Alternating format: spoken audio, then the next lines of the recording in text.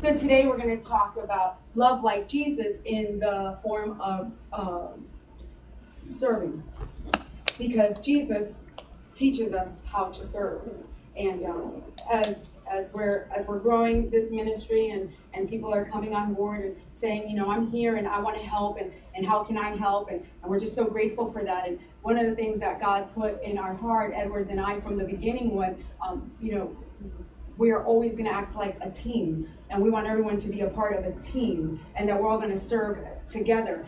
So anybody who's going to lead out in anything, the first thing that we say to them is, here we have this book we want you to read, and it talks about leading like Jesus, because there's some great people that have written awesome books on leadership and how to lead and how to form teams, and praise God for them, because I've learned from a lot of them. But I mean, if you have one person that you can learn the most from, it's going to be Jesus. So, why go through all these other sources when he himself was the best teacher? Amen. And he also teaches us how to serve. So we're going to read in the book of, I'm going to read First John, not First John, I'm going to read John 13, 1 and 2. And it says, it was just before the Passover festival. Jesus knew that the hour had come for him to leave this world and to go to his Father.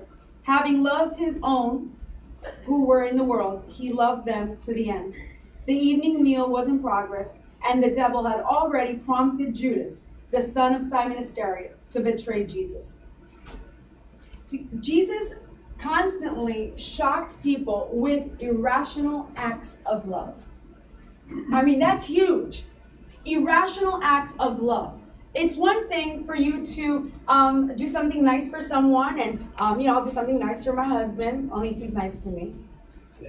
Okay. It's nice. It's easy to do nice things for the people that you care about and the people that are close to you. It's nice. It's easy to do things for people that you can reap a benefit from. Like, hey, I'm going to do this for you, I'm going to do this for you, and then you're going to be able to do this for me, and then there's an interest in that. That's easy. That's easy because you're going to get something out of it. It's easy if it's someone that you love, because somewhere along the line they've probably done some nice things for you. But irrational acts of love is when you're doing something for someone and it makes no sense why you would be doing it otherwise.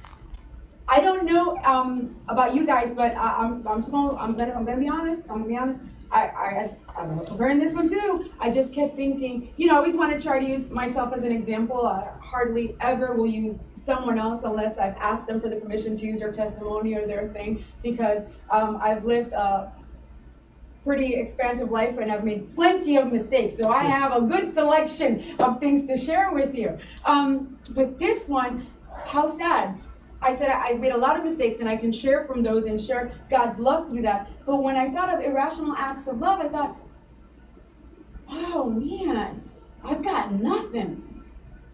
And it saddened me. It saddened me that I would have to stand here and tell you guys and try everything within me not to edit it out of the recording, that I couldn't think of one thing that I have done that has been so irrational that makes me look good. That's not to say I haven't done nice things. And then I thought, well, maybe I have, and I just don't know that I have.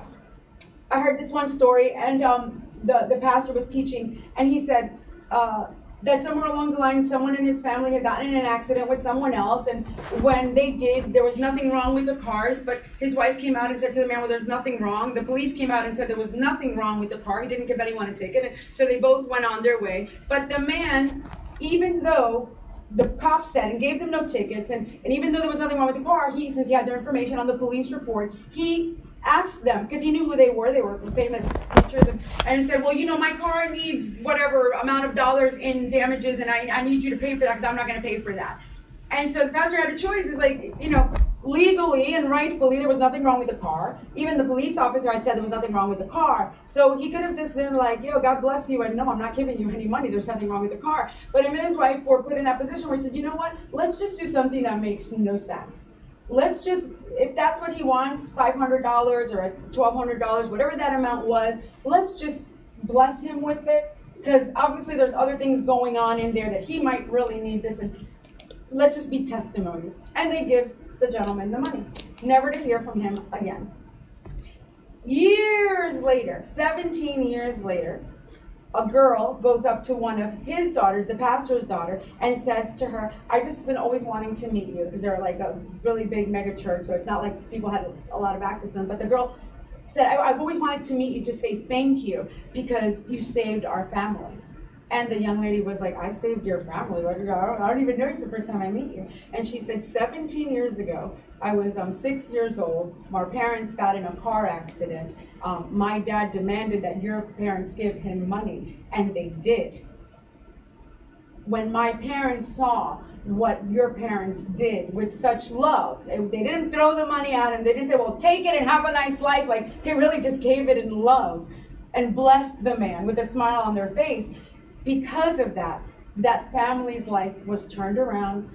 There became more harmony, more peace in their life, in their home, and they started to visit that same church. All those years had gone by, and they were part of that congregation. Again, there's 5, 6, 7,000 people or something, so it's not like the pastor would have seen their face. And that girl said to her, because of what your family did, our life changed for the better. 17 years later.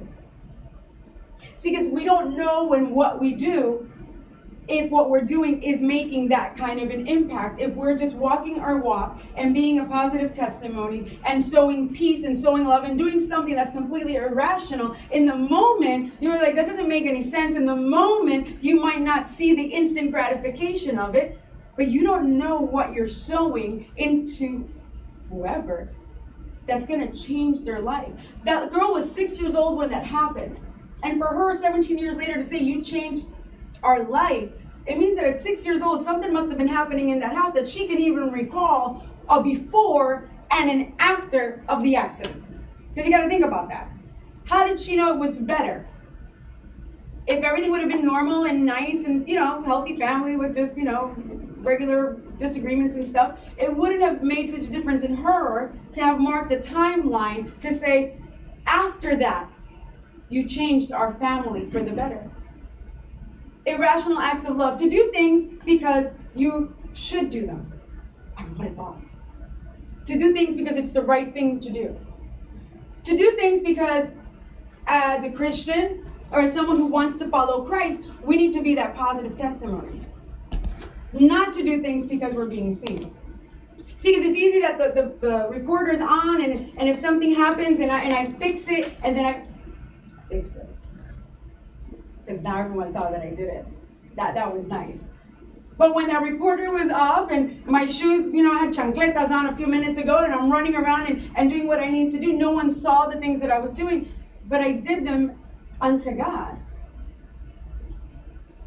To do irrational acts of love. To do things that, even if they go against sometimes what you feel you want to do, because we talked about emotions, and you guys, you're going to hear this a lot, because I want you to really get it, that you can't be geared by your emotions. Your emotions are going to change. Your emotions are going to come and go. It's knowing right from wrong and making the better decisions. And to do something because it's the right thing to do. I know of a gentleman who was well known in a community, and anytime the group of people were going to do something that was to service the community, or there was a crisis in Haiti at that time, and we're going to pack up a big, trailer with food and donations from the community and everything, and there were so many people serving, and it was beautiful. And they showed up and they're packing pallets and people are donating, and there's a line, and there's people giving out waters to the people that are serving, and people are sweating. People have been there for hours. But the main man was nowhere to be found. He showed up 3-4 hours into the event with 2 camera people and grabbed a few cases of water and put them on the U-Haul, shook someone's hand, went over here and made believe he was giving out the food. Snap, snap, snap, snap, snap, snap, snap, all the pictures. That took about maybe a half hour. And then a few, hey, thank you for coming to serve. Hey, thank you. Got back in his car and left. Man, I don't ever want to do that. Because it was an opportunity to look good on the newspaper, to have those clips for their webpage, to have for the advertisements. Look at what they did. Man, if we could just serve without like taking pictures to Instagram, hashtag serving. If you can just do it because it's the right thing to do, to serve. To serve in your community, to serve in your home, to serve in your family, to serve at your job. To serve at your church, to serve here. There's plenty. You want to serve? We got plenty of things to do. We are just starting. There's a vacancy pretty much everywhere. We'll sign up after here. There's plenty of opportunity to serve, but to serve with the right intention. So it's Thursday. So it says that it's like a Thursday night, and there's a meeting. And in the book of Luke, it says that when Jesus, I'm going to actually read John 3, and then he goes verses 3 and 5. And it says, so Jesus got up from the meal, took off his outer clothing, and wrapped a towel around his waist. After that, he poured into a basin and began to wash his disciples' feet, drying them with the towel that was wrapped around him. So Jesus, God in the flesh, knows that tomorrow, everything that we talked about last week that was going to happen to him was going to happen to him. He was going to be up on the cross. He was going to be beaten. He was going to be disfigured. He was going to die for all of us. He knew this. He's at a supper. He's having dinner. And in the middle of all that, he gets up and he stops. He's busy. I think of the things that I do for tonight and, my list. And, okay, did I get the coffee? Did I get the snacks? And when the phone rings, I look at it and I'm like, I don't even have time for the phone right now because I am busy preparing for what I'm going to do. And Jesus is preparing to die the next day. He's like, this is my last meal before I get tortured. But he stopped. He stopped what he was doing. He got up and he served. You probably heard about the washing of the feet, and some churches use it as a ritual sometimes when they're going to have new deacons, or as a symbolic gesture of new leadership, and that's beautiful and wonderful and fantastic. But it's actually not beautiful and fantastic. I get a pedicure every 3 or 4 weeks. I'm not going to lie. My toes look pretty cute right now. But when those toes have not had a pedicure, they look pretty funky. But why are you laughing? Maybe you can't spontaneously laugh like that. So maybe take a picture of your feet because those ones are going to post. Okay, exactly. Toes can be nasty. They can be ugly. They can be grungy. They could be missing a nail. There's a lot of funky things happening. And that's nowadays, and we wear shoes. So hopefully we all have some shoes. If we don't, please see us after this because we will bless you with a pair of shoes if you came in here barefoot today. But most of the time we're wearing shoes everywhere we go. In those days, there was no nice shoes covering your feet and styling or whatever. Mostly it was sandals. It was sandals. It's a desert. There wasn't the paved roads. And so nasty, dusty feet. Ugh. And Jesus was going to wash those feet. Not only was it all of that, but that particular job was like the lowest of the lowest of the lowest of the lowest job that anybody could possibly have. It was actually a gesture that they did back in the day. It was customary. And what they would do is, in the same way that if someone comes to your house today, if we lived up north, because this is not even a good example for Florida, but if you live up north and it's cold and someone walks in, you say, can I take your coat? Right? Because it's cold and they don't have a use for it there. Back in that time, that was a gesture. It was a sign of, importance, and you're walking into my house and would you like to have your feet washed? Now, the owner of the house would never actually wash the feet because that was below him. It was such a degrading or just the worst job that there was maids, right? We call them maids, but there were slaves back then, and there were Jewish slaves that served within the Jewish houses. It was such a lowly job that not even a Jewish slave did it. The Gentile slaves would do that. So even like the lowest of the slave category was the one that would do it. Not even just any slave. But Jesus stopped what he was doing the day before he was going to give it up all for you. And it says he took off his outer clothing. So he didn't just look nice in his robes and go to do something in a very religious act. He took off what he had. Took off his outer clothing. Probably stayed on with a discreet garment. And he grabbed the servant's towel, a linen towel, and wrapped it around and got down and started to wash feet. What an act of humbleness. What an act of serving. And sometimes you think you're too good to do, I don't know, the dishes. You think you're too good to throw out the garbage. You think you're too good to do something. But your Savior that died on the cross for you was willing to get on his knees and wash grungy feet to teach us the importance of serving first. So he gets down, and Peter's like the one that's missing a couple of marbles throughout, the different examples. He's like the radical one, he's the one that walks on the water but then goes down. He's the one that's always screaming. And so when Jesus gets to Peter, he was washing feet, and Peter's like, no, Jesus, because Peter's like, righteous, like, you are Lord, you are God. No, Jesus, you will not wash my feet. You not wash my feet. Like, he didn't mean it like, you're not good enough to wash my feet. It was like, you are Lord. You are my God. I'm serving you. There's no way I would let you wash my feet. It's like the Queen of England came in, or some diplomat that walks around with his whole, posse, and they want to wash your feet, and you're like, oh my gosh, that guy's going to wash my feet? That guy's important. Think about it. So Peter was like, no, you're not washing my feet. And Jesus just says to him, let me just explain something to you. If I don't do this, then you can't be a part of me. Peter just kind of looks at him and goes, oh, wait, whoa. No, forget that. Bathe me from head to toe. Throw the water on from the top and let it run off. Bathe all of me. What is our human nature? Sometimes we're like, no, I'm beyond that. I can't do that. I can only do this. And we're so picky. And so that's one extreme. And then we go to the other extreme where we're too radical and we're jumping all in and there's no balance. Man, where's the balance? Why couldn't he just stayed quiet and let Jesus do what Jesus needed to do? He was like, first like, no way. And then he was like, all in. Jesus told him, if you don't let me do this, man, then we're not even on the same team. Because I have to show you that you're here to serve. If I, that I am your God, if I, that I am Lord, can serve you, then who are you to say that you can't serve someone else? Come on. We're here to serve. Nothing is below us. Yes. Nothing is so great for us.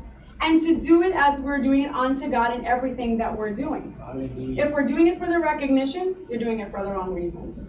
If you're doing it because you're going to reap a benefit of it, you're doing it for the wrong reasons. That's right. I mean, there are things in life that we're going to do, and we're going to do something for someone, and someone's going to do something for us, and praise God for those opportunities. But that shouldn't be the reason why we're motivated to constantly do something for someone. To genuinely do it because it just needs to be done. Amen. Amen. Because it needs to be done. There's so many different situations that we place ourselves in. And the other thing that we struggle with sometimes is, well, it's just that I don't know what my calling is. I just don't know what my strength is. I'm just waiting to hear what my heart's going to tell me. And then when I figure out what I'm called to do, then that's what I'm going to do. And that sounds so spiritual, but that's just a whole bunch of malarkey. Yes, you were created with a purpose. We believe that. Yes, you have gifts and talents. I believe that. But if you still haven't discovered what they are, then why not do what you can do with what you already have? That's not to say that you won't continue to explore what that one thing is that is your calling, that is your gifting. But man, surely you have something in your hand that you can use right now to make a difference where you're at. Amen. Oh, well, I don't know how to talk the way that she talks, or I don't know how to sing the way that Roberta sings, or Alan plays multiple instruments, so he has a play. I don't have any of that. Forget that. What do you have right now in your hands, within your arsenal, that you could use to make a difference? You have 2 legs?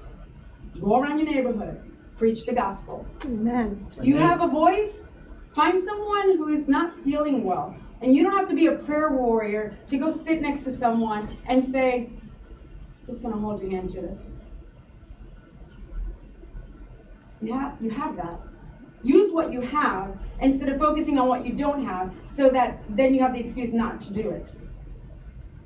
Oh, because when this church grows and there's thousands of people, then one day I want to be the director of the children's ministry, but now it's just Yvette's two very hyper children, and so we're not going to be a part of that. My kids need help. To do what's available now. Amen. Oh, well, I'm not good with kids or whatever. We need someone to hold the door. Surely you know how to hold the door? You're a great door holder. You're like the best door holder ever. That's what we need right now. Amen. And that's what Fabio just said, well, you need me to hold the door, I'm going to hold the door. He didn't say, well, when you guys grow and you're a couple of thousand, then I'm going to come and I'll see what I can do. He said, okay, there's a couple of you now, and what you need is a door holder, so I'm going to go hold the door. And he does it with a smile on his face, and he does it with pride, and we need that. He's using what he has right now and a need that's here right now to do something, instead of waiting to do something else. And for that, we are grateful. Amen. Amen. And there's so many other testimonies of the people that have stepped up to use the skills that they have. My sister has some mad skills with marketing and people, and she's actively working on helping us try to find a place. We have another couple of Teresa and Carlos, and they have gifts and talents in teaching, and we're looking forward to having him teach soon, because that's going to be a blessing to all of us. And he's great with a lot of the marketing or the internet things, and I don't really know what the wording is, so I'm not like trying to make his job small. I just don't understand it. But he's brilliant at what he does. And he's been a blessing with that. And his wife has been a friend, an encourager, and an awesome organizer, and just, wow. They're using what they have in their hands right now to help with what we need right now. Don't wait to get the landslide of money to be able to build a building for a charity organization somewhere in Africa. Because it would be of more use for you to give the extra dollar that you have now than to not give nothing, waiting to have $1 million to build something somewhere else then. Use what you have now. Serve now. You are already equipped to do it now. And if Jesus can do that, you can do that. Amen. Amen. And start claiming it. This one's mine. What can I do?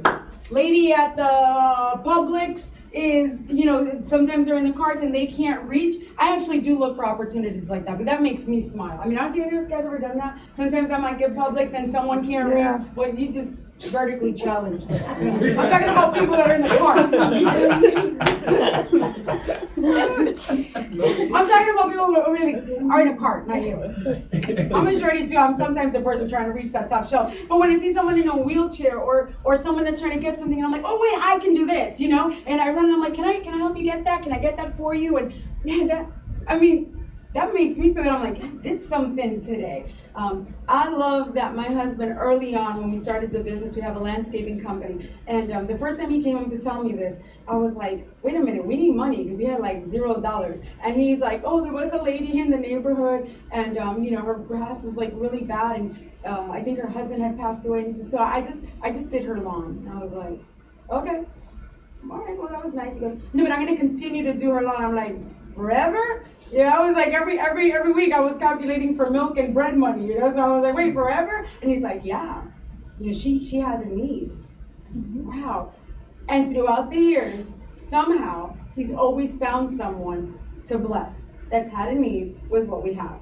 And they'll say, well, I'm not charging that person because I know that they have a financial need, or someone passed away, or sometimes he's doing some stuff. There was this one lady one time, and her gardener had not done like some trimming and stuff, so she was out there and she was doing something, and he was like, wait, I'll do that for you. She's like, no, it's okay, because my budget and this and that, and he just smiled and he goes, I'm not going to charge you. And he took his equipment and one of the guys and went over there and finished the trimming that she needed or whatever, and that just meant so much to her. Wow, you did that for me?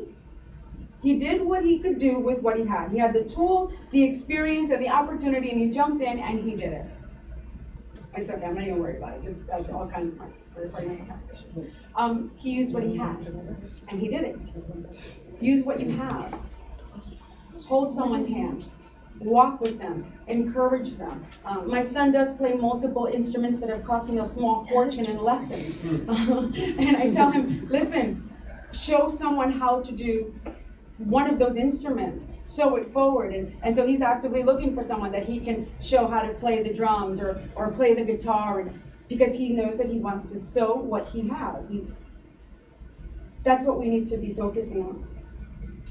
We need to learn to be spiritual contributors, not spiritual consumers.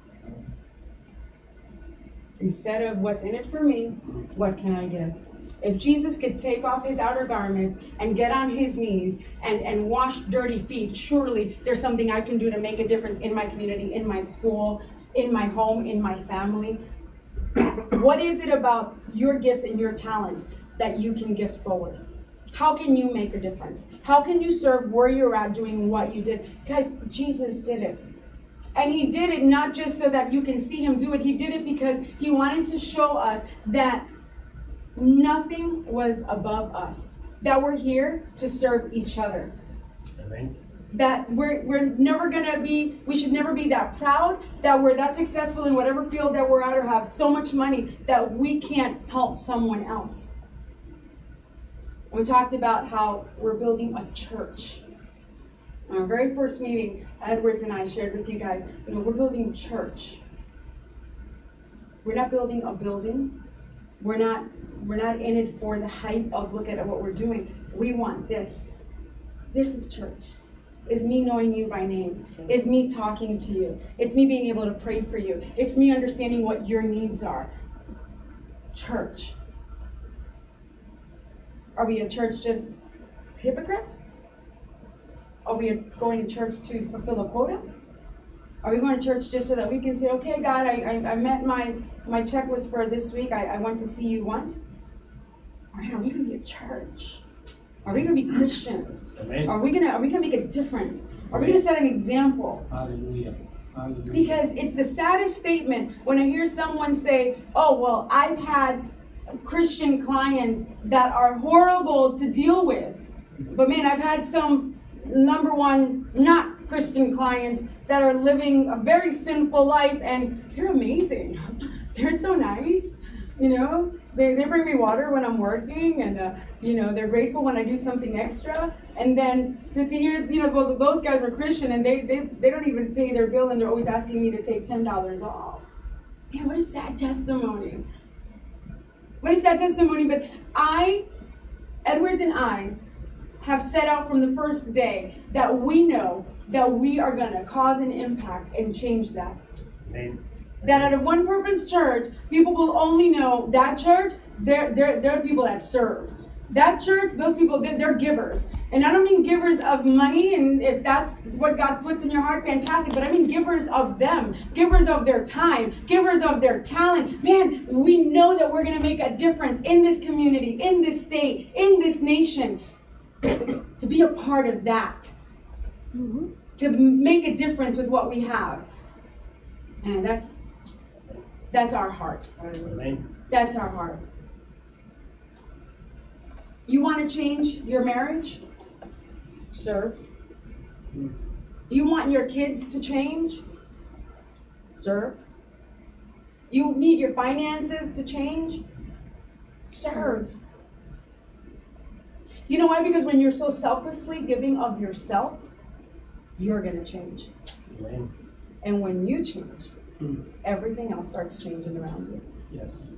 We're so quick to try to change the problem or the person or the thing, and sometimes we're the ones that need changing. And when we have to be humbled and be the ones that are, emptying out the garbage cans or cleaning the toilets after service, is a little humbling. That changes you. That changes you. You need a change in your life. Serve. Amen. And God is going to change you, and it's going to change your circumstances.